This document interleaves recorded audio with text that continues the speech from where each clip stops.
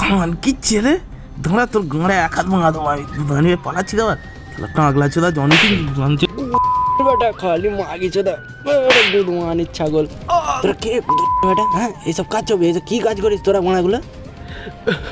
আসলে স্যার আমরা অ্যাডেল বানাই। হ্যাঁ মানা কি ধরনের অ্যাডেল বানাস? স্যার আমরা ডগ স্টাইল ভি স্টাইল তলা দিয়ে নেওয়া উপর দিয়ে দেয়া ছেলে বেটা এত রাস্তাদের কোত্থেকে আসে মানি বেটা ধনকে ছেলে ইন্ডিয়াতে পন ব্যান্ড আছে গুদমানি বেটা আবার অন্যান্য স্টাইল। হ্যাঁ তোর মুদে গরম তেল দিয়ে চাপ গাও সালালে আওড়া कुछ तरीका है भीख मांगने का? अब शाने ये भीख नहीं मांग रहे, चंदा है। আমি তো কোনো লাগানোর আওয়াজও পাইনি।